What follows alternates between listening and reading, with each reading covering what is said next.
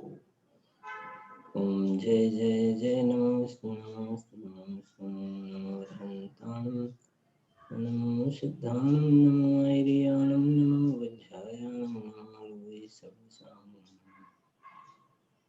नमः समय साराय स्वानुभूत्या चकासते चित्स्वभावाय भावाय सर्वभावान्तरच्छिदे वन्दे तु सर्वसिद्धे ध्रुवमचलमनोरमं गतिं पत्ते वोच्छामि समयपाहुर्नमो सद्गुरुदेव तीन भुवन में सार वीतराग विज्ञानता शिव स्वरूप शिव का नमो त्रियोग समाधि के આ એક દ્રવ્ય દ્રષ્ટિ પ્રકાશ નામનો સુંદર અધ્યાત્મ ગ્રંથ છે, જેમાં પૂજ્ય સોગાનીજી સાહેબના વચનામૃતોનું સંકલન છે. રેગ્યુલર 5 બોલનો પાઠ 39. જ્યારે દ્રષ્ટિ પોતાના સ્વરૂપમાં તાદાત્મ થાય છે ત્યારે તો પણ થોડો કાળ રાગ આવે તો છે, પરંતુ રાગ લંગડો થઈ જાય છે, તેને આધાર નથી રહેતો. 84. કંઈ કરે નહીં તો ગમે નહીં તેવી ટેવ કરતા બુદ્ધિ થઈ ગઈ છે, પરંતુ કંઈ કરે તો ગમે નહીં એમ હોવું જોઈએ. ત્યાર પછી 90. એક જ માસ્ટર કી છે, બધી વાતોમાં બધા શાસ્ત્રોમાં એક જ સાર છે, ત્રિકાલીપણામાં અહમપણું જોડી દેવાનું છે. 112. પૂજ્ય ગુરુદેવ શ્રીએ એટલું પ્રસિદ્ધ કરી દીધું છે કે કાંઈ ખામી રહી નથી, પૂરેપૂરો સૂક્ષ્મ ખુલાસો કર્યો છે. 290. અનાદિકાળથી ભટકતા જ્યારે અપરિણામીમાં અહમપણું થયું કે હું તો સદા મુક્ત જ છું, બસ એ જ જીવનની ધન્ય પળ છે. એમાં રેગ્યુલર સ્વાધ્યાયની અંદર આપણે પેજ નંબર છે 113, બોલ નંબર છે 443. શું કહે છે જો અહીંયા,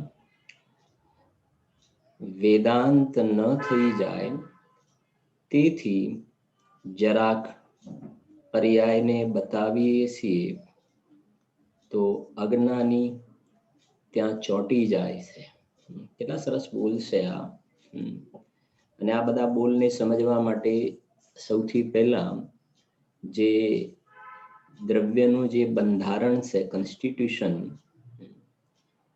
એ બંધારણને સમજવું જોઈએ કે જગતમાં જે 6 દ્રવ્ય છે એ દ્રવ્ય ગુણ પર્યાય વાળું દ્રવ્ય હોય છે. એને આપણે હંમેશા આવી રીતે પણ સમજતા આવ્યા ને કે સામાન્ય પડખું અને વિશેષ પડખું, 2 પડખા. વસ્તુમાં 2 પડખા હોય છે, અવયવી અને 2 અવયવ એમ પણ એને કહેવાય. તો એક ટકવા વાળો ભાવ ત્રિકાલી દ્રવ્ય અને બીજો પલટવા વાળો ભાવ છે એ પર્યાય. આવું વસ્તુનું બંધારણ છે. તો હું પણ એક વસ્તુ છું, તો મારામાં પણ 2 પ્રકારના આવા પાર્ટ, 2 ભાવ છે, ટકવા વાળો ભાવ અને બીજો ટળવા વાળો ભાવ. હવે વાત એ છે કે અનાદિકાળથી જીવની દ્રષ્ટિ જે પલટવા વાળો ભાવ છે, ક્ષણભંગુર છે, એના ઉપર જીવની દ્રષ્ટિ છે. જે ટકવા વાળો ભાવ જે ત્રિકાલી ધ્રુવ દ્રવ્ય છે એના ઉપર આ જીવની એક સમય માત્ર પણ નજર નથી ગઈ. એનો સ્વીકાર આ જીવે કર્યો જ નથી. પર્યાય ઉપર નજર છે. જે ટોડરમલ સાહેબે કહ્યું કે પ્રાપ્ત પર્યાયમાં આ જીવ તન્મય થયો છે. બરાબર. હવે સમજો, સમ્યક દર્શનથી લઈને જે કેવલ જ્ઞાનની પ્રાપ્તિ થાય છે એ આ 2 પડખામાંથી જે ત્રિકાલી ધ્રુવ દ્રવ્ય છે ને એના શરણમાં જવાથી એનો સ્વીકાર કરવાના ફળમાં જીવને સમ્યક દર્શનની પ્રાપ્તિ થાય છે. બીજા શબ્દોમાં કહીએ તો શુદ્ધિની ઉત્પત્તિ થાય છે. એનો વિશેષ આશ્રય કરવામાં આવે તો શુદ્ધિની વૃદ્ધિ થાય છે.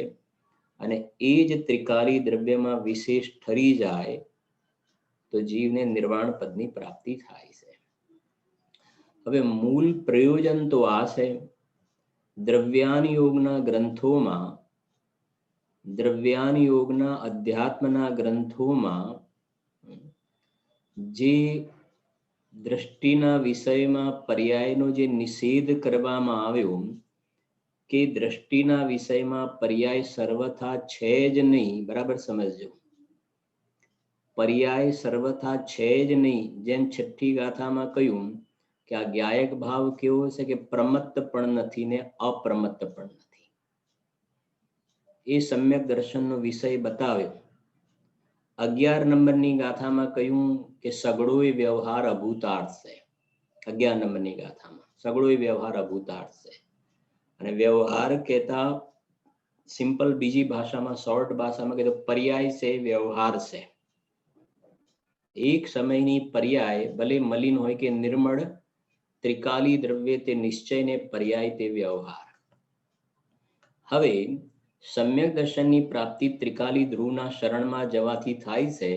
એટલે પર્યાયનો નિષેધ કરવામાં આવે છે કે પરિણામ માત્રથી ભિન્ન ભગવાન આત્મા જે છે ને, બસ એના શરણમાં જીવાથી જીવને પ્રયોજનની સિદ્ધિ થાય છે. તો આ 11 અને 12 ગાથામાં આજે ગુરુદેવ શ્રીએ 12 ગાથાને યાદ પણ કરી. સમજો જરાક, તમે સમયસારના પ્રવચન વાંચશો ને, આ વેદાંત વાળી વાત આવી ને, વેદાંત ન થઈ જાય તેથી જરાક પર્યાયને બતાવીએ છીએ તો ત્યાં ચોટી જાય છે. 11 નંબરની ગાથામાં પરિણામ માત્ર ભૂતાર્થ કહી દીધા. કોઈ પણ પ્રકારની પર્યાયની સામે તારે નથી જોવાનું, નથી જોવાનું પર્યાયની સામે. બંધ કરી દે તું, તારે કામ કરવું હોય તો. તો પછી ગુરુદેવ શ્રી ખૂબ કહ્યું કે બધા 11મી ગાથા સાંભળીને કોઈ એમ સમજે કે ભાઈ આ તો કુંદ આચાર્ય દેવ જે છે એ તો પર્યાયને, બધી પર્યાયને બહાર મૂકી દીધી, બધી પર્યાયને બહાર મૂકી દીધી. નિયમ સાર શુદ્ધ ભાવ અધિકારમાં તો કેવલ જ્ઞાનને પરદ્રવ્ય કહી દીધું, બહિતત્વ કહી દીધું, શુદ્ધ પર્યાયને પણ પરદ્રવ્ય કહ્યું. ત્યાં શા માટે આટલો જોરથી પર્યાયનો નિષેધ કેમ કરવામાં આવે છે? શા માટે?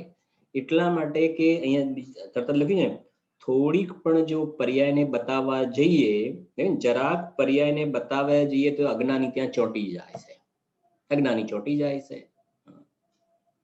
થોડુંક પર્યાયની સાધારણ વાત કરીને તો અનાદિ કાળથી જીવને પર્યાયનો રસ છે, પર્યાયનો રસ છે. એટલે પર્યાયની વાત કરવા જઈએ ને એટલે તરત જ એને રસ આવી જાય છે. અને એટલે તો 114 નંબરની ગાથામાં વાત ત્યાંથી ઉપાડીને પર્યાયાર્થિક નયના ચક્ષુને સર્વથા બંધ કરીને પર્યાયને જોવાનું બિલકુલ બંધ કરી દો, બિલકુલ બંધ કરી દો. થોડીક પણ એ તરફનો એંગલ ઈશારો કરે ને, થોડો ઈશારો કરે તો ચોંટી જાય છે. એક ઘટના કહું તમને, ખ્યાલ આવે, થોડું સરળ લાગશે. કે પહેલા જે આપણે બાલ શિક્ષણ શિબિર આપણે જે થાય છે ને, બધાને ખ્યાલ છે કે પ્રાંતિજમાં ઘણા વર્ષો સુધી એ શિબિર પહેલા પ્રાંતિજ થતી હતી આપણે, બરાબર છે ને? તો એ શિબિરના 8 દિવસ હોય, સન્ડે ટુ સન્ડે હોય શિબિર આપણી. તો બધા એ વખતે ઘણી સંખ્યા પણ ઘણી અત્યારે પણ આવે છે, એ વખતે પણ હતી સંખ્યા તો 300-400 છોકરાઓ થઈ જાય શિબિરની અંદર. તો બધાના પેરેન્ટ્સ મૂકવા માટે આવે ને, ખાસ કરીને બધી મમ્મી મૂકવા માટે આવે મોટે ભાગે. તો પપ્પાને તો ક્યાં ટાઈમ હોય? ટાઈમ, રુચિ બધું જોવું પડે ને. તો એની મમ્મીઓ મૂકવા માટે આવે છોકરાઓને, નાના નાના છોકરાઓને 8 વર્ષથી 13 વર્ષ લગભગ એવી આપણી ઉંમર છે ને, 8 થી 14 છોકરાઓને મૂકવા માટે આવે ને. તો પહેલા દિવસે આવે તો એ વખતે એમ કહે કે અમારા આ છોકરો છે ને બહુ તોફાની છે, સાચો જો શૈલેષભાઈ. દરેક જે છે આવે એમ જ કે મારો છોકરો છે ને બહુ તોફાની છે, મારો છોકરો બહુ તોફાની છે. છોકરા તો, નાના છોકરા તો એવી રીતે ઉદ્યમ તો કરશે જ ને. પછી જે બધા વ્યવસ્થાપક હોય ને, બધા સાથે જે બધા કાર્ય કરતા, ખાસ બધાને એક જ વાત હતી કે કોઈ પણ પેરેન્ટ્સને જ્યારે આપણે એક જ લાઈન કહેવાની કે આજે તમે તમારા બાળકને મૂકીને જાઓ છો ને, છોકરાને મૂકીને, તમારે આવતા સન્ડે રવિવારે લેવા માટે આવવાનું, વચ્ચે નહીં આવતા મહેરબાની કરીને. મારે આ બોલ સમજાવવું છે અત્યારે, સમજજો. તમને ખ્યાલ પણ આવ્યો છે થોડો. વચ્ચે 8 દિવસ સુધી જો તમે તમારા છોકરાને સારા સંસ્કાર આપવા હોય બરાબર, વચ્ચે તમે ડોકિયું કરવા પણ નહીં આવતા. ખાલી મળવા માટે પણ 4 દિવસ પછી મળવા માટે પણ જરીક અડધો કલાક લાવો. હા, તલોદથી હિંમતનગર જઉં છું તો રસ્તામાં પ્રાંતિ થોડી વાર મળીને કલાક મળીને નીકળી જવું. જરાક શબ્દ પડે ને, જરાક થોડાક સમય માટે આવતા નહીં. કેમ? કે 3 દિવસ 4 દિવસ પેલો છોકરો બરાબર અંદરમાં એને રંગ જામ્યો હોય શિબિરનો. આવી સરસ મજાની વાતો, અલગ અલગ પ્રકારના બધા ક્લાસ, બધા છોકરાઓને મળવાનું, ભગવાનના દર્શન પૂજન, ભગવાન બનવાની હરીફાઈ, ભગવાન બનવાની હરીફાઈ. લો, આવું દુનિયામાં છે કોઈ જગ્યાએ આવી જાતિના ક્લાસીસ? સામૂહિક પૂજા, જનરલ ક્લાસ, એ બધું જે એની અંદર એની અત્યારે ચાલે ને પ્રતિભા દર્શન, તો એ બધી એક્ટિવિટીઝની અંદર બરાબર એકાકાર થયો હોય ને, અને 4 દિવસ પછી એની માનાથી ના રહેવાયું, તો એની મમ્મીને ના પાડી હતી કે તમે આવતા નહીં વચ્ચે, પણ 2-4 વ્યક્તિ તો એવી મળી જ જાય, 4-5 તો એ આવી જ જાય કે ના તો મારે બીજું કઈ નતું, પણ જરાક એમ થયું કે અહીંથી નીકળી હતું તો આમ તેમ ગમે તે બહાના કાઢે મળવા માટે. રિઝલ્ટ એટલું આવે કે છોકરું જે છે એ માને જ્યાં જોયું ને, માને જોવે ને માને ચોંટી પડે. આ લખ્યું છે ને એ ગાડી, થોડીક માં બાજુ નજર ગઈ ને અને રોવાનું ચાલુ કરી દે, રોકકડાટ ચાલુ કરી દે, ના મારે તો નથી ફાવતું, મારે તું મને લઈ જા. લઈ જાય પછી રહે નહીં ને છોકરો કે હું લઈ જઉં છું, ત્યારે રહેતો નથી ને, બહુ રડે છે, લઈ જવું પછી એને એમ. વાત સમજાય છે આપણે શું કહેવા માંગીએ છીએ ગાડી? કે ના પાડી હતી કે તમારે થોડું મોઢું નહીં બતાવવાનું, તમારે એને તમારું મોઢું નહીં બતાવતા, નહીં તો ચોંટી પડશે તમને છોકરું તમને ચોંટી પડશે. એમ આ બોલને પણ એ કહે છે કે જેમ ત્યાં ભગવાન બનવાની બાળકોને સંસ્કાર આપવામાં આવે છે ને શિબિરની અંદર, એમ આ બધા બોલની અંદર પણ જીનવાણીમાં પર્યાયને સામે જોવાનું સ્ટ્રિક્ટલી પ્રોહિબિટેડ. એક વાત વાંચીએ છીએ, ખ્યાલ આવે છે? અને પર્યાયને જરાક બતાવવા માટે, જરાક. હવે આ નથી હોતું શહેરોની અંદર પેલું લખ્યું કે આ જગ્યાએ પાર્કિંગ નહીં કરવાનું, અને તમે સાધારણ 1 મિનિટ માટે પાર્કિંગ કરીને ક્યાંક બાજુમાં વોશરૂમ માટે ગયા અને સેજ એને જે ના લખેલું છે ત્યાં પાર્કિંગ કરી, હમણાં હાલ જઈને તો આવી જઉં છું, જઈને તો આવું છું, અને એટલામાં જ પેલું ટોઈંગ મશીન આવી ગયું અને તમારું એક્ટિવા ઉપાડી નાખી દીધું. સમજાય છે કે નહીં? જરીક વાર માટે કે સાહેબ મેં તો હાલત 2 મિનિટ માટે, મેં 2 મિનિટ કે 1 મિનિટ તમે બાઉન્ડ્રીની બહાર મૂક્યું હતું ને, તમે રૂલનો ભંગ કર્યો છે, અને વાત એટલી છે, તમે એટલો જવાબ આપ્યો, રૂલનો ભંગ કર્યો કે ના કર્યો? ત્યાં લખ્યું છે સ્પષ્ટ કે અહીંયા પાર્કિંગ નથી કરવાનું. તમે કર્યું કે ના કર્યું? અડધી મિનિટ કે 1 મિનિટ કર્યું ને, બસ વાત પૂરી થઈ ગઈ. આ એની પેનલ્ટી ભોગવો તમે. એમ અહીંયા કેવું છે કે તમે તમારી શ્રદ્ધામાં, તમારા ઉપયોગમાં, તમે તમારા શ્રદ્ધા જ્ઞાનને પર્યાયમાં પાર્ક નહીં કરો. ત્રિકાલી ધ્રુવ ભગવાન આત્મા અનાદિ અનંતિક ગાયક ભાવ છે ને, એમાં તમારી શ્રદ્ધાને પાર્ક કરો. જ્ઞાનને, ચારિત્રને, એ બધી પર્યાયને દ્રવ્ય સ્વભાવમાં પાર્ક કરો. અહીંયા પાર્કિંગની મોટી જગ્યા છે, નથી હોતી કે અહીંયા આ જગ્યા મેં રાખ્યું છે પંચકલ્યાણ, કેમ કે અહીંયા પાર્કિંગની ખૂબ કોઈ તકલીફ નહીં, બીજું મોટું ગ્રાઉન્ડ છે. એમાં ભગવાન આત્મામાં એ બધી પર્યાયો એનું શરણ લેને, તો કે છે કે આ બહારમાં તમે આ પર્યાયનું લક્ષ્ય કરવા જશો, દ્રવ્ય સ્વભાવને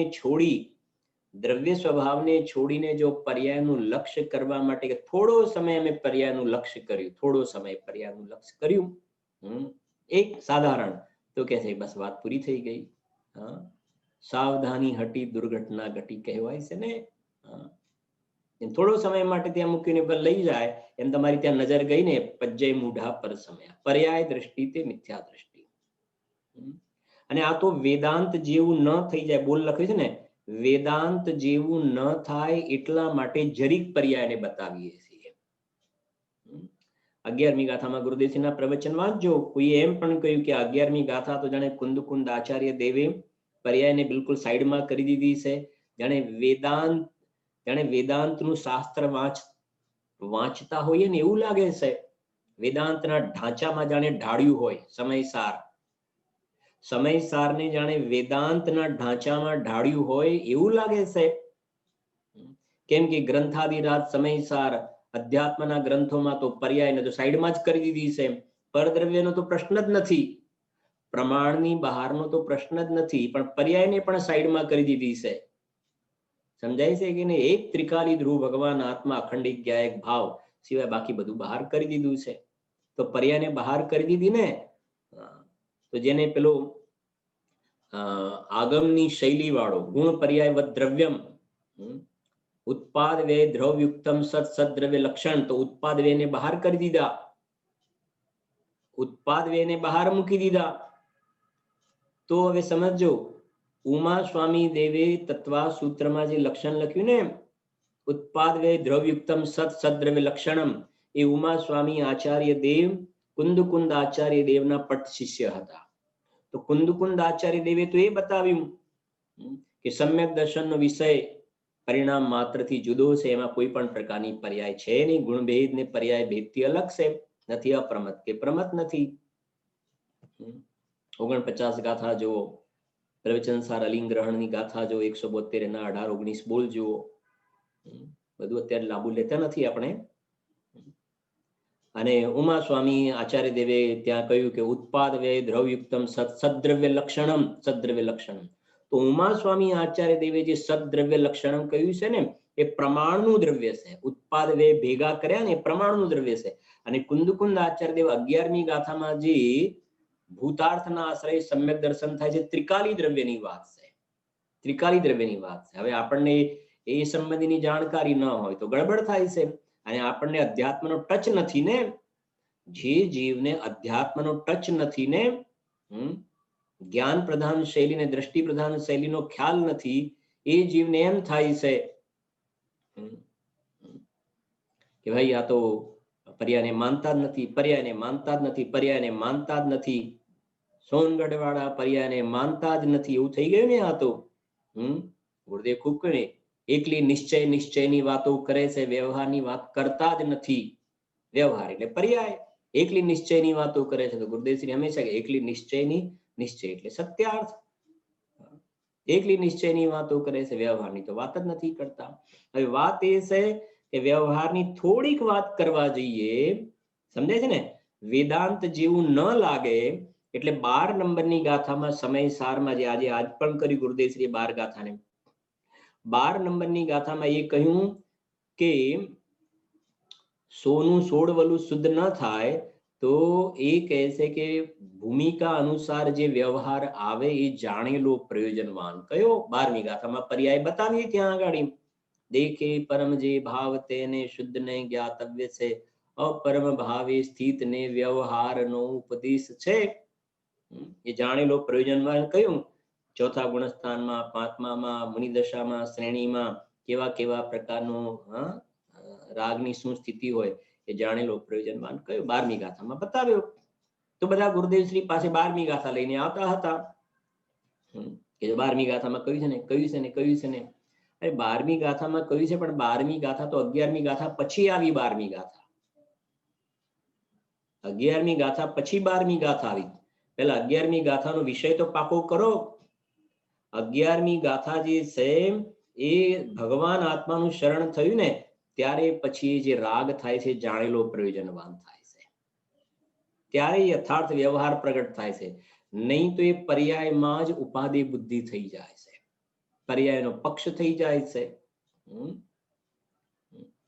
બહુ સરસ છે ને બોલ. એટલે વેદાંત ન થઈ જાય, તેથી જરાક પર્યાયને બતાવીએ. તો ચલો જરાક પર્યાયને બતાવીએ છીએ, તો અજ્ઞાની ત્યાં ચોંટી જાય છે, ત્યાં આગળ. હા, આ નથી હોતું જ્યારે હુલ્લડ વગેરે રમખાણ બધા ફાટી નીકળે ને એ વખતે ખૂબ કંટ્રોલ બહાર જ્યારે જતું રહે ને પોઝિશન, તો ગવર્મેન્ટ ઓર્ડર કરે છે કે શૂટ એન્ડ સાઇટ, કે કોઈ પણ તમને દેખાય ને તેને તરત જ ગન ચલાવી દો ત્યાં આગળ, એની ઉપર દેખાવું ના જોઈએ, કોઈ પણ નો ફેસ પણ ના દેખાવું જોઈએ.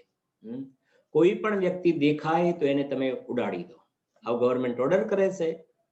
અને આપણે મુંબઈમાં આપણા મુમુક્ષુભાઈની ઘટના પણ બનેલી છે ને, આપણે દેખો ત્યાં ઠાર જેને કહેવાય, દેખો ત્યાં ઠાર. તો હવે સમજો, કોઈ કહે કે હું તો ખાલી બાજુવાળાના ઘરે જરાક ભરાઈ ગયો હતો, પડોશીના ઘરે જ ભરાઈ ગયો હતો ઓર્ડર, તો ખાલી નીકળીને આ બાજુથી નીકળીને આમ જવા ગયો, આ બારીમાંથી આ બારણામાંથી નીકળી અને મારા ઘરના બારણામાં આમ જવામાં ગયો, એટલામાં તો ગોળી વાગી ગઈ, બસ. કેમ કે પોલીસ તો રેડી જ હતી ચારે બાજુ, દેખો ત્યાં ઠાર. તો એ એટલો સમય ગયા ને, મારે શું સમજાવ, સમજો, આટલો સમય ગયા ને તમે ગવર્મેન્ટના રૂલનો ભંગ કર્યો ને, એનું ફલ એ આવ્યું કે દેહાંતનો પ્રસંગ આવીને ઉભો થઈ ગયો. એમ અહીંયા પણ કહે છે કે પર્યાયને જે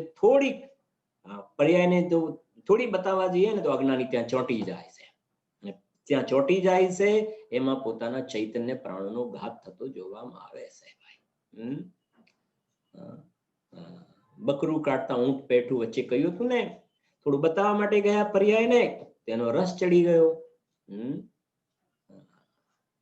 ને વચ્ચે આપણે કહ્યું ને, જ્ઞાનનો વિષય તો દ્રષ્ટિના વિષયને સાધવા પૂરતો લક્ષમાં લેવો ઠીક છે, બાકી તેનાથી વધારે પ્રયોજન નથી.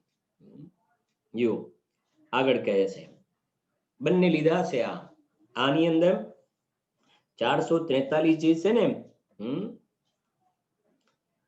એમાં જે પર્યાયને બિલકુલ માનતો નથી ને, તો કે થોડીક પર્યાયને બતાવી તો પર્યાયને ચોંટી જાય છે ત્યાં આગાડી, બરાબર. કે કોઈ એમ કે પર્યાયને માનતા જ નથી, પર્યાયને સેજ બતાવી તો ચોંટી જાય છે. હવે 444 એના કરતા બિલકુલ રિવર્સ છે, સાંભળજો. પર્યાયમાં પોતાપણું તે જ ખરેખર બૌદ્ધમતી છે. સમજી ગયા ને શું કહે છે? ઉપર 443 ની અંદર ત્રિકાલી ધ્રુવની મુખ્યતા છે, ત્રિકાલી ધ્રુવની મુખ્યતા. હવે અહીંયા સાંભળજો, 444 માં શું કહે છે? ત્યાં 443 માં શું હતું કે જે પર્યાયને બિલકુલ માને જ નહીં, સમજજો, પર્યાયને બિલકુલ માને જ નહીં ને વેદાંત જેવું જ જૈન શાસન સમજી લે તો એને પર્યાય સંબંધીનું જ્ઞાન કરાવ્યું કે પર્યાય છે, સર્વથા પર્યાય બિલકુલ નથી જ એમ નથી, તો ત્યાં પર્યાયનું જ્ઞાન કરાવ્યું, પર્યાય છે એટલું જ્ઞાન કરાવ્યું. હવે 444 માં શું છે કે એ ટકવા વાળું જે પડખું જે છે, ત્રિકાલી ધ્રુવ ટકવા વાળું, એને માનતો જ નથી. અને શું લખ્યું છે? પર્યાયમાં પોતાપણું તે જ ખરેખર બૌદ્ધમતી છે. એનો મતલબ એને ત્રિકાલી ધ્રુવ ભગવાન આત્મા તિરોભૂત છે. અને બૌદ્ધમતી છે શું કરે છે? બૌદ્ધમતી જે છે એ ક્ષણભંગુર ક્ષણિક અવસ્થાને જ માને છે, ત્રિકાલી ટકવા વાળું માનતા જ નથી ને. આ તો ચર્ચા વગેરે આપણે ક્યારેક નાટક વગેરેમાં પણ આ બધા પ્રસંગો બતાવે છે ને, કે આપણે નાલંદા વિદ્યાપીઠની અંદર અકલંગ દેવ નિકલંક દેવ ની ચર્ચા વગેરેના પ્રસંગ છે ને. તો બૌદ્ધ મતમાં શું છે કે એ પર્યાયને જ માને છે, અથવા બીજા શબ્દોમાં કહીએ તો પહેલા સમયનો આત્મા અલગ, બીજા સમયનો આત્મા અલગ, ત્રીજા સમયનો આત્મા અલગ, ચોથા સમયનો આત્મા અલગ, દરેક સમયે આત્મા નવો ઉત્પન્ન થાય છે.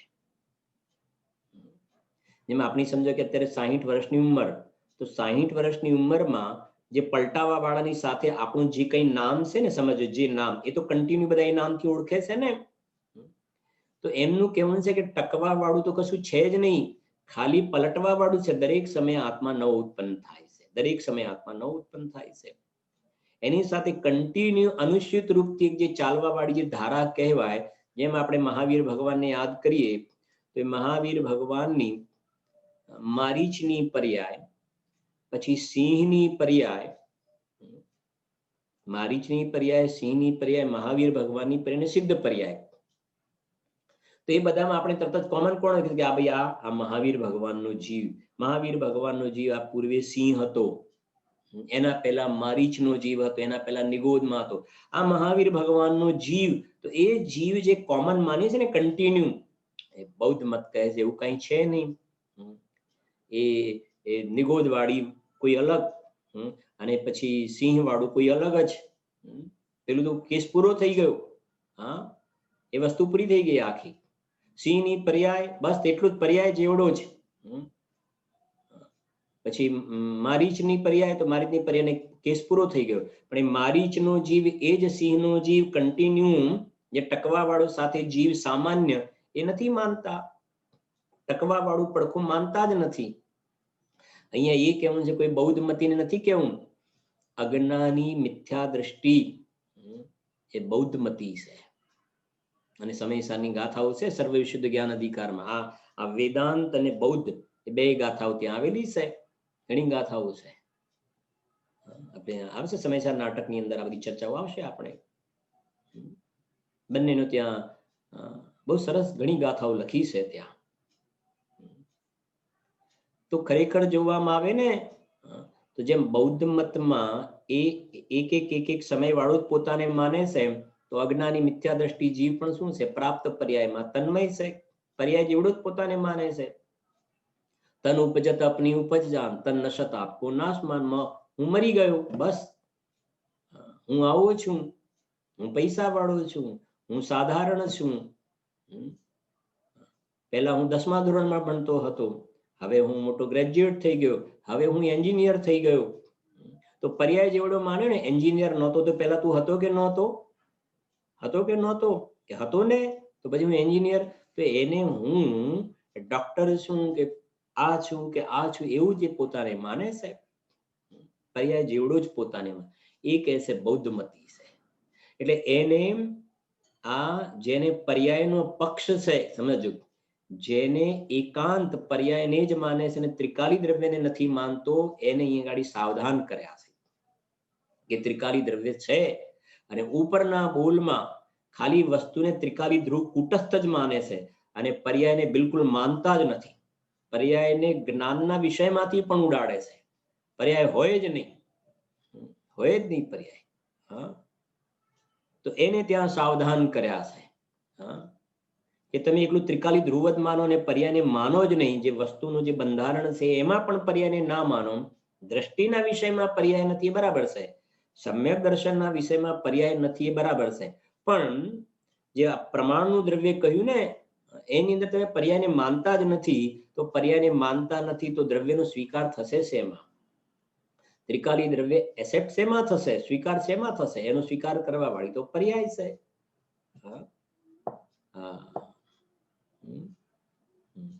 એ પ્રમાણે છે બે બોલ. હવે આગળ શું કહે છે જો 4, 4, 5.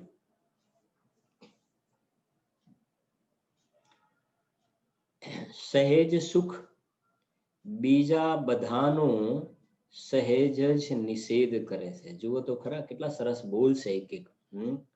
સહેજ સુખ બીજા બધાનો સહેજ જ નિષેધ કરે, સહેજ જ. જો કોઈ એમ કહે ને તમે અત્યારે બ્રહ્મચર્યથી રહેશો ને, તમે અત્યારે બ્રહ્મચર્યથી જીવન ગાળશો તો તમે દેવલોકમાં સ્વર્ગમાં જશો ને સ્વર્ગમાં ઓછામાં ઓછી 32 દેવાંગનાઓ હોય, 32 દેવાંગનાઓ. તો એને વર્તમાનમાં બ્રહ્મચર્ય ધારણ કર્યું છે એ સહજ છે? એ સહજ કહેવાશે? એને સહેજ નથી. અંદરમાં લુબ્ધતા પડેલી છે ને. આ એક દ્રષ્ટાંત સમજવા માટે કઈ વાત થોડી. અજ્ઞાની જીવને બહારમાં આ સમજો, આ 5 ઇન્દ્રિયના વિષય ભોગ મળ્યા ને, કે જો ભાઈ એને જો આપણે ભોગવવામાં એકાકાર રહીશું ને, સમજો એને ભોગવીશું ને તો આપણે નરકમાં જઈશું. આ સ્પર્શન રસના ગ્રાણ ચક્ષુ કર્ણ ઇન્દ્રિય વિષય ભોગમાં મજા એને એમાં જો ભોગવવામાં જીવન ગાળ્યું ને તો એનાથી પાપનો બંધ થશે અને પાપના ફળમાં નરકમાં જવું પડશે.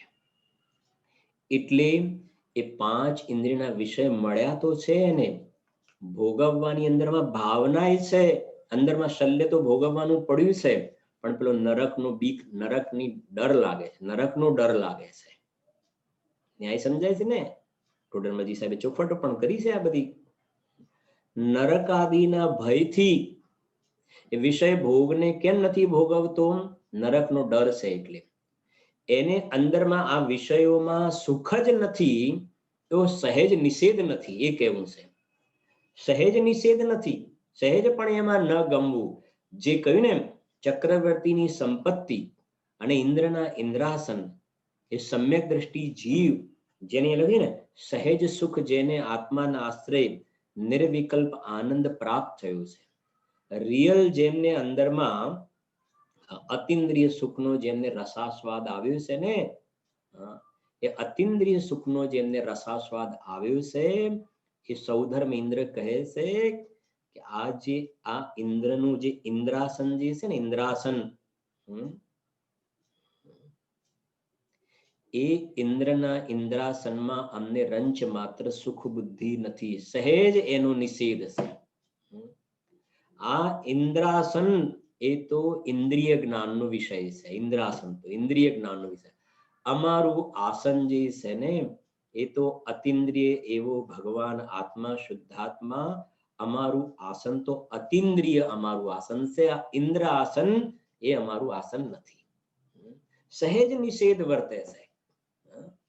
કાગડાની વિષ્ઠા કહી દીધું ને, સહેજ નિષેધ વર્તે છે, ગમતું નથી ત્યાં. સામે આ છે ચિંતામણી દિવ્ય જ્યાં, ત્યાં છે ખોળ અસાર. ઇષ્ટોપદેશમાં પૂજ્યપાદ સ્વામી કેટલી સરસ ગાથા લઈ છે. ચિંતામણી દિવ્ય, શાંતિનાથ ભગવાન, કુંથુનાથ ભગવાન, અરનાથ ભગવાન, ચક્રવર્તી. વિચાર તો કરો, 6 ખંડના રાજા, કોઈ વાતની કમી નહીં, અને બીજી રીતે તો તીર્થંકરનો જીવ પાછો. એ બધો ભોગ સામગ્રી, નવનિધિ 14 રત્ન 6 ખંડ, એ કહે છે આ પુણ્યના ફળમાં જે 6 ખંડ અમને મળ્યા છે ને, એ તો પુણ્યનું ફળ છે. અધિક પુણ્ય એ તો વિષ્ટાનો મોટો ઢગલો છે કે નહીં? બોલ, આ 6 ખંડ જે છે ને, એ જ્ઞાનીઓના જ્ઞાનમાં આ વિષ્ટાનો ઢગલો છે. એ તો રાગના ફળ છે, ઝેરના ફળ છે. સર્વશુદ્ધ જ્ઞાન અધિકારમાં કહ્યું ને, આ 148 પ્રકારની કર્મ પ્રકૃતિના બધા ફળ છે ને, એ અમારા ભોગવ્યા વગર નિર્જરી જાઓ, અમારા ભોગવ્યા વગર નિર્જરી જાઓ. અમને આ અમૃતનું ઝાડ છે, ભગવાન આત્મા ચૈતન્ય અમૃતનો બનેલો છે.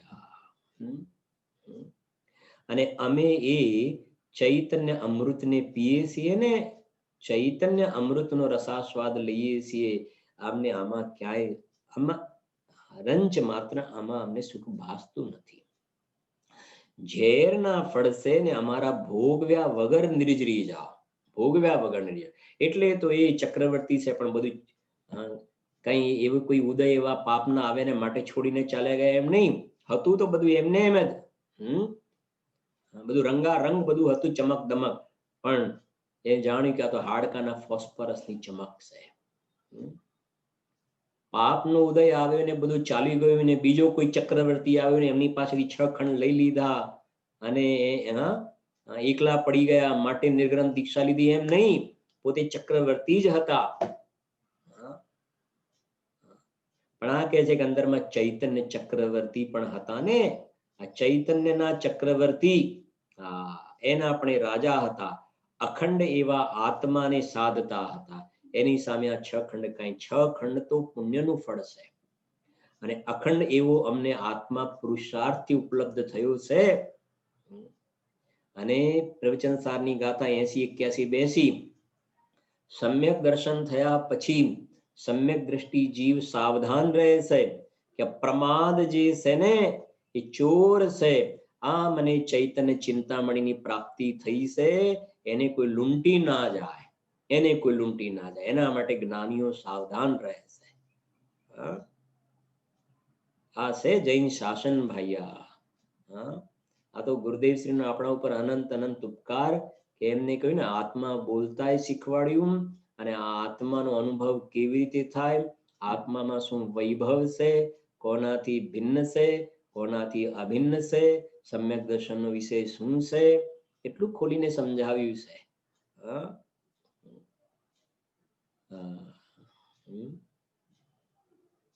એ કહે છે ને સહેજ સહેજ છે આ સહેજ. એક લૌકિક દ્રષ્ટાંત માટે કહે છે, પણ દ્રષ્ટાંત કે ચોંટી નહીં પડતા. આજે પેલો પર્યાયને બતાવવા જઈએ તો ચોંટી પડે છે ને. હવે અનાર્ય ને અનાર્યની ભાષામાં સમજાવવું પડે છે, શું થાય. પેલા સાધારણ સ્થિતિ હોય, એક સ્કૂટર એક્ટિવા લાવવાની પણ પોઝિશન ના હોય તો સાયકલ થી કામ ચલાવતા હોઈએ ને, સાયકલ થી. ભાઈ સાયકલ એમાં શું છે. પેલા સાયકલ નો જ જમાનો હતો ને વર્ષો પહેલા તો.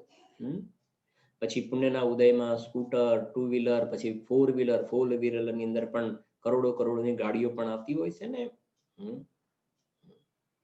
હવે હું તમને એમ કહું કે જે વ્યક્તિ થોડા સમય પહેલા સાયકલ ઉપર ફરવા વાળી વ્યક્તિ હોય, એને પુણ્યના ઉદયની અંદર કરોડો રૂપિયાની સામગ્રી થઈ જાય, ધનાઢ્ય થઈ જાય અને 20, 25, 50 લાખની ગાડીમાં ફરતો થાય. સમજાય છે. હવે પેલા સાયકલ જાતે ફેરવતો હતો, હવે ગાડીમાં ડ્રાઈવર રાખે છે. સમજાય છે કે નહીં.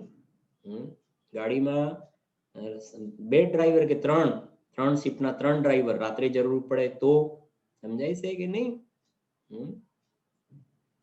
જાતે ગાડી પણ ડ્રાઈવ નહીં કરે, એવી જાતિનું પુણ્ય. હવે મારું એ કહેવું છે કે હવે એને સાયકલ તો સહેજમાં છૂટી જશે ને, સહેજ છૂટી જાય છે સાયકલ. બસ એવી રીતે એ જ જીવને કરોડ રૂપિયાની ગાડીમાં ફરવા વાળો, એને જો અંદરમાં આત્માનો અનુભવ થાય ને તો કરોડની ગાડીમાં એને સુખ બુદ્ધિ નથી દેખાતી. એ જાણે છે આ તો નાકનો મેલ છે, નાકનો મેલ છે. આ છે સહેજ સુખ. આ વાત છે અંદરમાં આત્માના આશ્રય જે સુખ થાય છે સહેજ સુખ છે, સહેજ સુખ છે. નિયમ સારમાં તો આ બધા શબ્દોનો ઘણો પ્રયોગ કર્યો છે. આત્મામાં સહેજ જ્ઞાન, સહેજ શ્રદ્ધા, સહેજ સુખ, સહેજ ચારિત્ર. સહેજ સુખ માને સુખનો બનેલો છે, આત્મા સુખનો બનેલો છે. અને એની જેને પ્રાપ્તિ થઈ એ બીજા બધાનો સહજ જ નિષેધ કરી દે છે. કોઈ કહ્યું ને નરકના ભયથી, જો આપણે આ વિષય ભોગવીશું ને તો નરકમાં જવું પડશે, નરકના ભયથી નહીં. અને સ્વર્ગમાં 32 દેવાંગનાઓ મળે માટે એંગાડી એ પ્રમાણે સંયમનું પાલન કરે કે એના ફલમાં સ્વર્ગમાં જવાય, તો સ્વર્ગના લોભથી નહીં. પણ અંદરમાં સ્વર્ગમાં એ ગમતું નથી, નરકમાં એ ગમતું, આત્મામાં જ ગમે છે. બસ આત્મા સિવાય બીજે ક્યાંય ગમતું નથી. અને આત્મામાં કેમ ગમે છે કે આત્મામાં બધું ગમે એવું છે એટલે ત્યાં ગમે છે. આત્મામાં કઈ ન ગમે એવું છે જ નહીં અને બધું અંદરમાં ગમે એવું છે, માટે આત્મામાં રહે છે જ્ઞાનીઓ. આગળ 446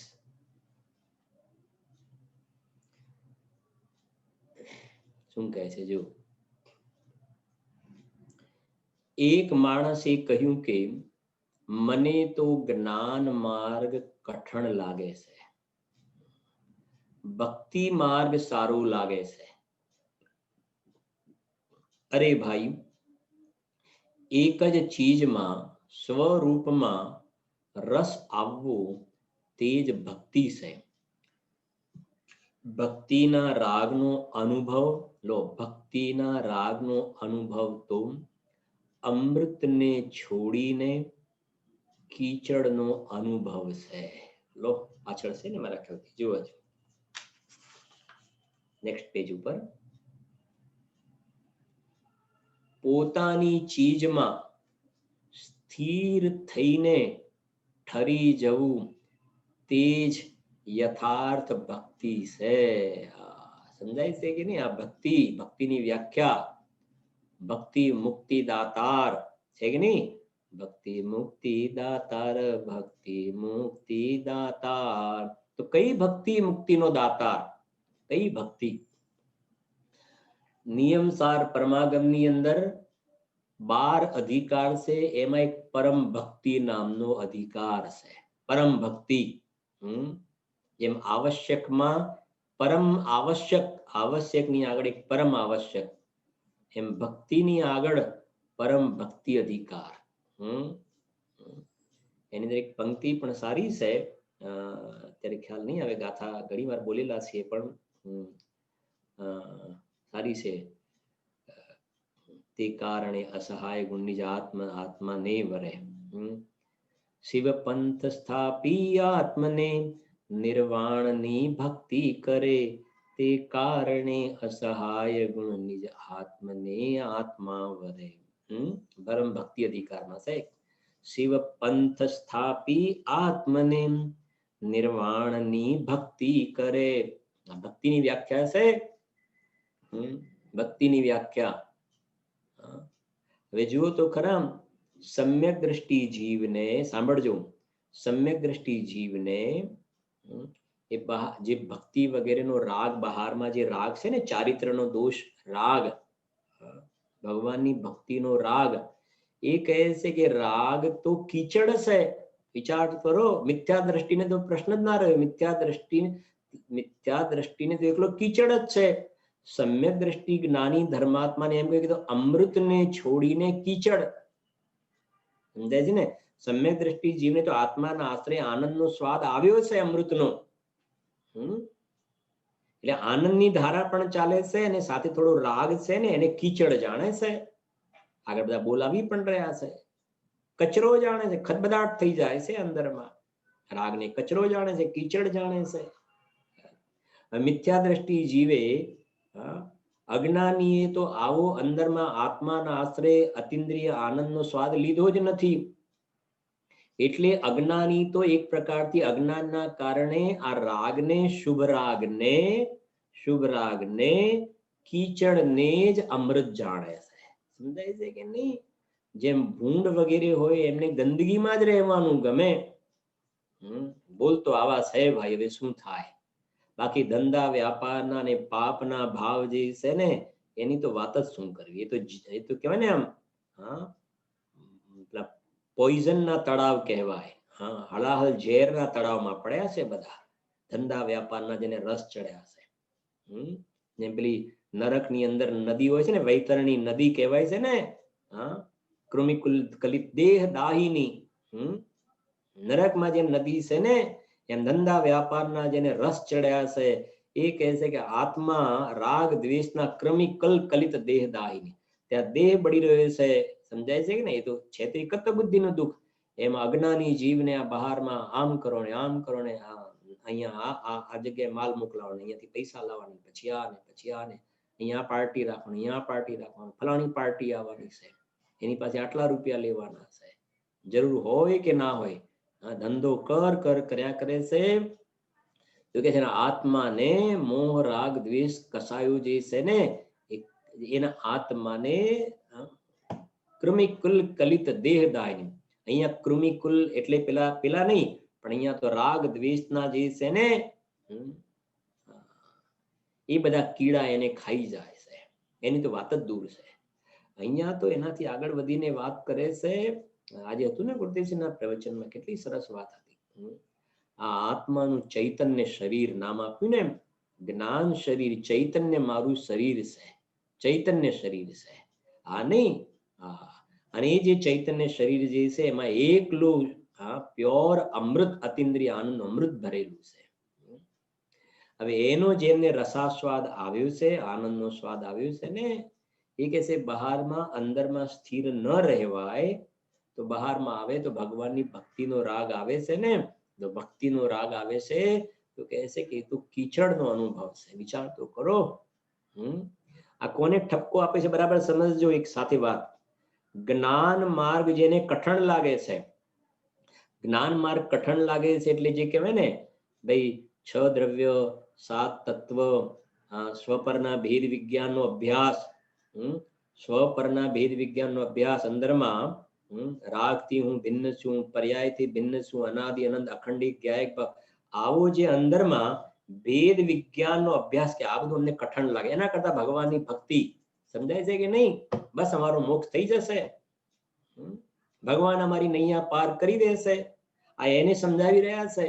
અંદરમાં પોતે જે જીવ જ્ઞાન માર્ગ કઠણ લાગે છે, ભેદ વિજ્ઞાનનો અભ્યાસ કરવાનું જેને ગમતું નથી, આત્માને રાગથી છૂટો પાડવો, રાગથી હું અંદરમાં જુદો છું, એવો ભેદ વિજ્ઞાનનો અભ્યાસ જેને કઠણ લાગે છે ને, એ એમ કે છે ભાઈ અમને તો ભક્તિ માર્ગ સારો લાગે છે, બસ ભગવાનની ભક્તિ કરો, બસ અને ભગવાનની ભક્તિ કરો અને ભગવાન અમારી નૈયા પાર કરી દેશે. તો સોગાની સાહેબ કહેશે કે તું ભૂલો છે, ભૂલમાં ઉભો છે તું. એ નથી ભક્તિ કોને કહેવાય, તને ભક્તિનું સ્વરૂપ ખ્યાલ નથી. અંદરમાં ભગવાન આત્મામાં પર્યાય અભેદ થાય એનું નામ સાચી ભક્તિ છે. આ પ્રમાણે એક એક બોલને બહુ સુંદર રીતે એમને સ્પષ્ટીકરણ